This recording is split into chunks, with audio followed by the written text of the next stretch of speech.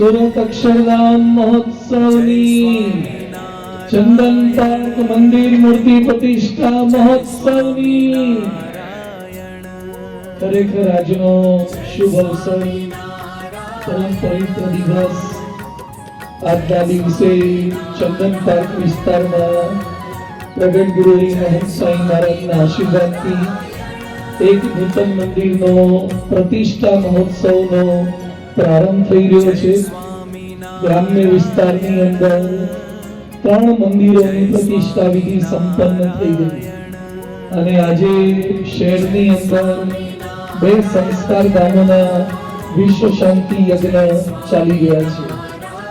એક કોઠારિયા અને બીજો આરલિયા રોડ. એટલે પેરેલલ એક યજ્ઞમાં જઈને સંતો અત્યારે આવ્યા.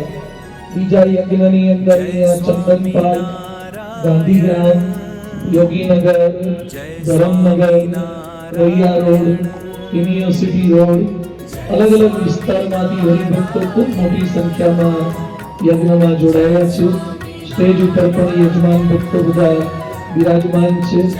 બીએપીએસ સંસ્થાના વરિષ્ઠ સંતવરીય પૂજ્ય અક્ષરચરણ સ્વામી પણ ખાસ આ વિધિ કરવા માટે પધાર્યા છે. કોઠારી સ્વામીને સર્વે સંતો આપણે તાળીના હાથથી આવકારીએ છીએ.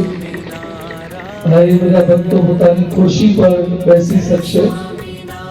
બધા ખુરશી પર બેસી જાઓ એટલે ફોટોગ્રાફ સ્વયંસેવક સિવાયના બધા યજમાનો પોતાના સ્થાન પર બેસી જશે. આગળની વિધિની અંદર આપણે જોડાઈશું. ત્યારબાદ સમગ્ર દિવસ દરમિયાન કેવા મહોત્સવનો કાર્યક્રમનો લાભ લેવાનો છે એની રૂપરેખા પણ આપણે સમજવાના છીએ. સૌપ્રથમ આપણે માંગલિક વિધિ જે પૂજ્ય સંતોના વરદ હસ્તે કરવાનો છે. ઠાકોરજી પણ આપણા ખૂબ અદ્ભુત દર્શન આપી રહ્યા છે. અક્ષર પુરુષોત્તમ મહારાજ, રાધા કૃષ્ણદેવ, ગુરુ પરંપરા, આ ભગવાન કાયમ માટે બિરાજમાન થઈ અને સર્વે ભક્તોના શુભ સંકલ્પો પૂર્ણ કરવાના છે.